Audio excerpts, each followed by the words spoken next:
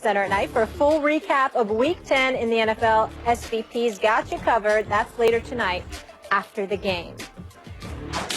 But about last night, Russell Wilson outplayed Tom Brady in Foxborough. Brady with his first interception of the year. Meanwhile, Wilson connected with Doug Baldwin for 3 TDs. We're now into the second half of the season. Max, yeah. Who are you taking the rest of the year, Wilson or Brady? Told you before the game. Russell Wilson. And I don't know why this is surprising to people. This is what Tom Brady did last year. First half of last year, people are forgetting already. The first half of last year, it wasn't quite like this. I admit that. It wasn't quite like it's been this year, but it was damn close. Tom Brady was the runaway MVP in the first half. There was nothing to talk about. He was the best player in football. No one was thinking about Cam Newton in the first half. Forget about Russell Wilson. And Tom Brady's first half QBR last year, 81. Best. Russell Wilson, 58. Huh? Right? First half. Second half, what happened? Tom Brady's QBR, 59. Russell Wilson's, 85. It almost exactly flipped. Now, you could say, well, Brady was missing a lot of guys on offense. Yeah, these things happen. Yeah. Things tend to equalize. The Seahawks started slow last year, too. But an older quarterback over the course of a season versus a younger quarterback, that's one. Two is, the Seahawks' philosophy is the opposite of what I guess mine would be if I ran an NFL team. I liked what the Cowboys did. Invest resources on the offensive line, have a juggernaut there. Whoever you plug in is going to look amazing. If you have a good running back like Zeke, he's going to look like he's better than Todd Gurley, which I don't actually think he is, but he's going to look like it. And Dak Prescott, a promising young quarterback, is going to look like an MVP because of that O-line. That makes sense to me. Seahawks seem to have a different philosophy. Let's not invest too much on the O-line, and then over the course of the year, through coaching and playing together, chemistry, they'll get stronger and stronger as the season goes on. Why did I mention the QBRs from last year? And this takes into account touchdowns, interceptions. I don't want to go on a whole statistical thing, but with Brady, it was like last year. It was 22 touchdowns and 2 interceptions first half, and then it was the opposite in the second half. Not a lot of touchdowns, more interceptions. Same thing for Russell Wilson. 25 TDs, 2 interceptions in the second half. Okay. So what did they do last night? Just like last year. First half of this year, Brady 91 QBR, Wilson 58 in the first half. What did they do last night? Exactly flipped. Brady 59, Wilson 91. Here we are in the second half of the season. Seahawks philosophy affecting the way things are going.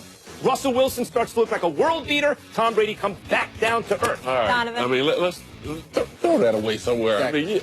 I mean, how many numbers do we got to? You're like the Google king over here. Yeah, how about let's go by the eye test. You can talk about Thank you. I've been telling them that for years. You can talk about the talk about the eye test. Please do. Who was the best quarterback on the field last night? Tom Brady was. Who's better than Russell Wilson? Tom Brady was. Look, eyeball test. Tom Brady is the same guy that we've seen over the last couple of weeks. What? Because he threw his first interception all of a sudden. How many touchdowns he threw? We heard you speak. Let's look at the two offenses. The thing that I worry about the Seattle Seahawks is their identity. They said they were going to go back to their same type of style of running the football and allowing Russell Wilson to play well from the pocket and use his legs. I didn't see that yesterday. Yeah, we saw some different running backs be able to carry the football, but I thought what happened was the defense was exposed from New England more than the offense flourished from Seattle. Now, when you look at the New England Patriots, you got to give Josh McDaniels a lot of credit. All of a sudden, LeGarrette Blount is getting more carries because they want to be balanced in the offense. Gronkowski, until he ran into Earl Thomas on that nice streak route down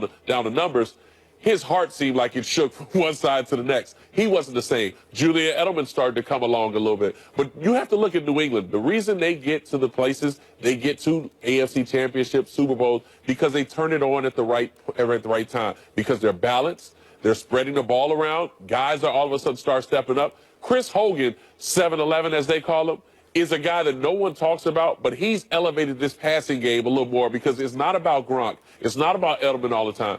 You got other guys stepping up and making big plays for him. So who would I take? I would take Tom Brady because I know what I'm getting from Tom Brady in that offense instead of waiting to see. Even though last year Russell Wilson was way better in the second half. Get off of last year. Okay, what about last night? Wilson was the better quararterback last night. Get off of last year. Talk about last year. You said he wasn't the better quarterback. Tom Brady was the better quarterback. Why, no, don't get me wrong. All right, because he threw Russell Wilson threw 3 touchdowns yesterday. Yeah, but what's led up until this point? Last night we're talking about. Listen, you brought up the numbers of last year, the QBRs and all that. I'm going to talk about what led up until this point. You don't want to look at the second half of last year, nor do you want to look at last night. Why do we bring up last year? Last year for what? He was an MVP. Russell Wilson was an MVP candidate last year. On what basis are you talking about last night Tom Brady was better than Russell Wilson? I'm worried about the offenses that I'm seeing from Seattle. Not an answer. It is an answer. It is an answer. I'm worried about the last night. It's the same thing because I didn't see anything that would solidify. How is Seattle's offense against Buffalo? The problem I have with Seattle at this particular point, I had them the #1 team in the NFC, and the only reason I put Dallas ahead of them because I didn't see anything change from that offense. And the same goes from last night. Before Stephen A. chimes in, did the Seattle offense come alive against the Bills the week before this one for the first time this season? Did they score 31 points or not? What? One game? Okay. What did they do against Miami? What did they do against the Rams? Okay, wait a minute. So then last night, what did they do against New England? Did they come alive? Last night, it exposed the defense of New England. Did they expose the defense of Buffalo? So this is the question that everybody's going to ask. Because they're in the second half. The defense of Buffalo. Just stop. Really? Just stop. Seriously? Just stop.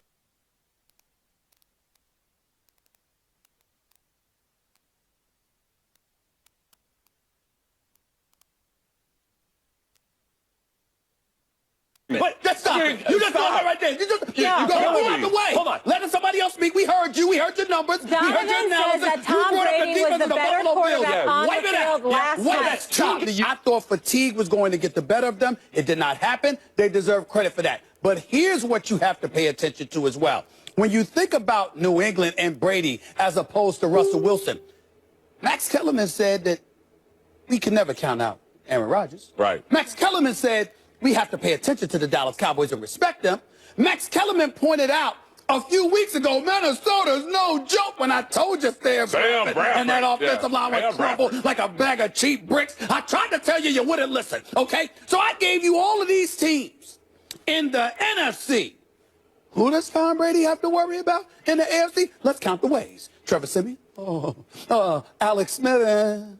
You know, I understand Big Ben Roethlisberger, but it is that Steelers secondary. Don't get me started. All Derek Carr and Oakland, that defense is awful. Yeah. So what I'm saying is the road to prosperity for Tom Brady, if you want to go by paper, is clearly easier than the road to get to the Super Bowl before the season started. But that's not where I'm going. What I'm saying to you is this. When we talk about Tom Brady, Russell Wilson, nobody's trying to knock what Russell Wilson brings to the table. But the issue at question is Tom Brady versus Russell Wilson. I'm also not taking into account just the greatness of Tom Brady, which is consistent, by the way, because I still haven't gotten over that damn interception that Russell Wilson threw in that Super Bowl. Let me be clear. But the other side to it is this.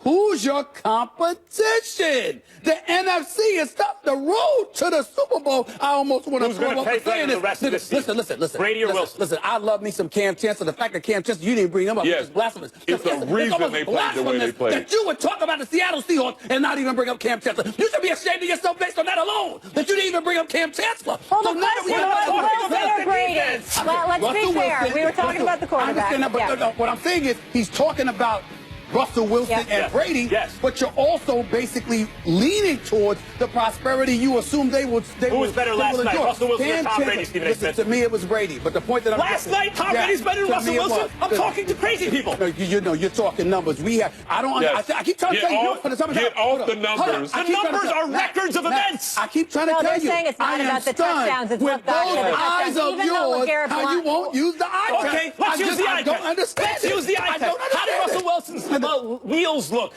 Rolling out of pressure and finding out. Does Tom Brady have wheels? No, that's one of the reasons that. So why did you even bring the wheels into the fact? Should the refs Think about what you're saying. interference on Gronk? You're saying because Wilson has an advantage over Brady, don't weigh the advantage? Let me say this. They don't want to decide that. To answer your question, we're done with you. You didn't bring up.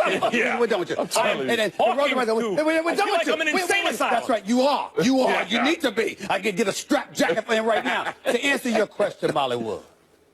Was that pass interference? No, it was not. Yeah. It was a great no call on the part of the referees can't allow the game to be dictated on that call. So just let it go. was not PI, and I think there's PI on like every play, and I didn't think that was PI. All right.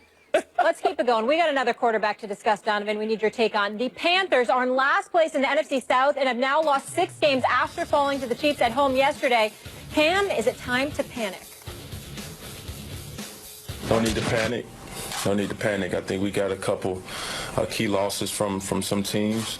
So, that's our optimism. You look at it, whatever our record is, it's not good.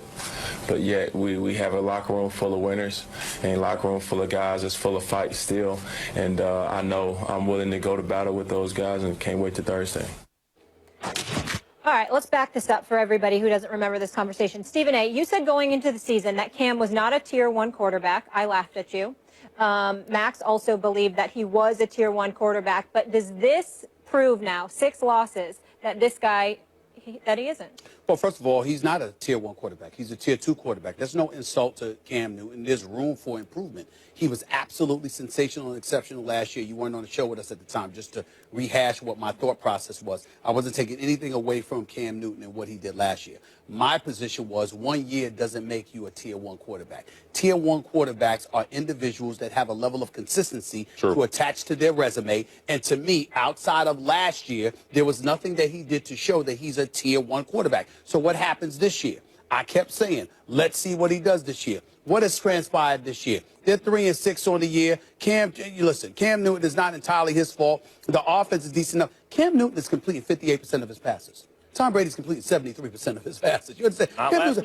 Cam Newton's at 58% of his passes, all right? 58% of his passes. He doesn't even have 2,000 yards passing in like 9 games already, okay, 8 on his part. He's got about 10 touchdowns. 7 interceptions, a QBR of 56. The team is losing, and more importantly than that, he's had issues this year where he sort of reminded folks of the petulance that comes associated with him. It is not entirely his fault. To me, as Dave Gettleman let go of Josh Norman, that defense not being as stout as it once was, there's no question about that. But let's think about this here.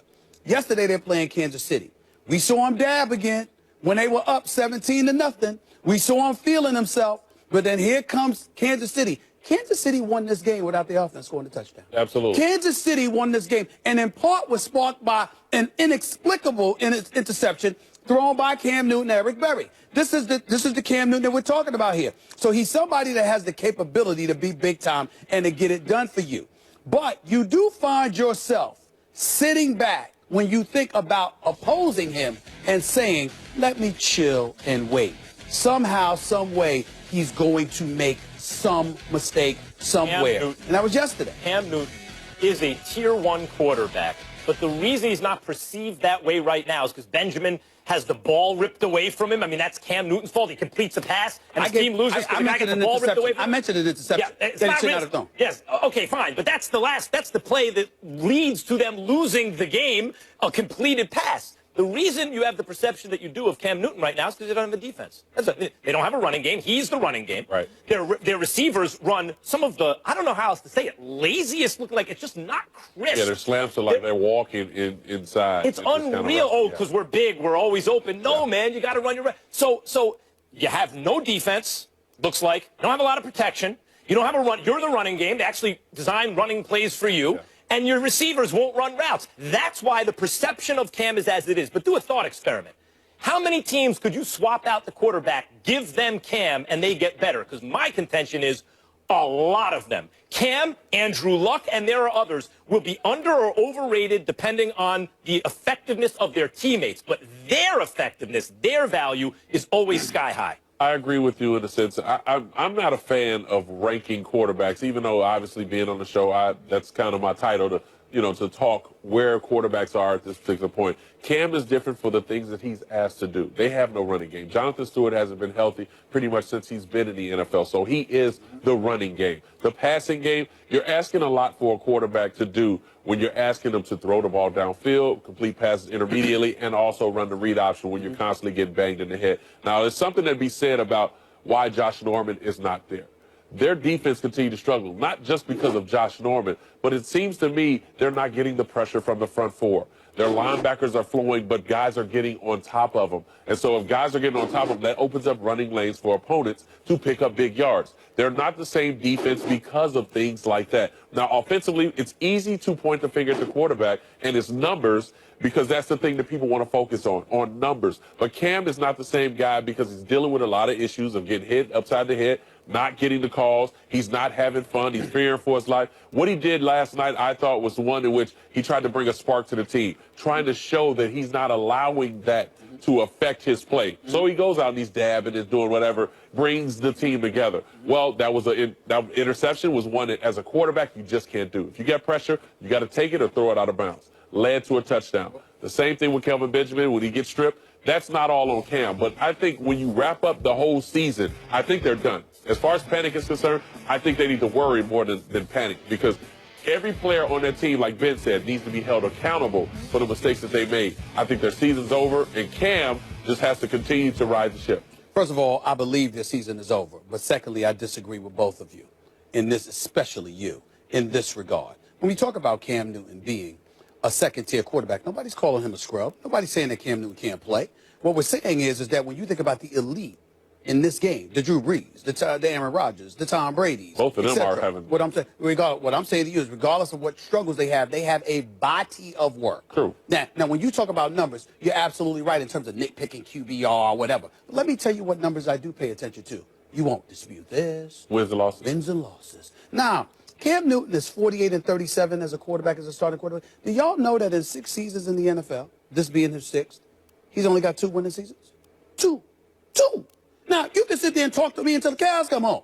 You can sit up there and sing Kumbaya. Cows almost came home last year. They were in the Super Bowl. And be so articulate and eloquent in your explanation. At the end of the day, the man has 4 losing seasons in 6 years thus far in his NFL career, and only once has he completed better than 60% of his passes. Now, to me, I'm sorry. When somebody talks about Donovan McNabb, I'm not just thinking about the 33,000 yards plus passing for the Philadelphia Eagles. I'm also thinking about all those winning seasons you had and how many times you went to an NFC Championship game. I'm looking at this dude that went to the Super Bowl once. Much credit to him, deserving of league MVP. He is a stud, but in the end, you have losing records. Period. Real quick, the time for them to panic was going into this game, because if they would have won, their season's alive. I think the season's over. By the way, take out last season. Cam Newton is 33-36 as a starting quarterback. So take out his best season. He's still around 500. Wilson, Brady, Ben, Cam, Donovan, we love having your perspective on all of this, having a quarterback. It's a difference maker. Round 500. Thank you so much. We will see you next week. Could you guys stop talking? We got more to get into. Conor McGregor makes the easy work of Eddie Alvarez at MSG on Saturday, and now he says it's time to get his. They've got to come talk to me now. That's all I know. I've got both belts, a chunk of money, a little family on the way. You want me to stick around? Do you want me to keep doing what I'm doing? Let's talk, but I want the ownership now. I want equal share. I want what I deserve, what I've earned. He wants it all. We talk about McGregor's worth to the UFC next, and Zeke Elliott putting on a show in his rookie season. But is it an MVP winning season? Don't miss that discussion coming up here on First Take. He certainly is a star boy. Jeez.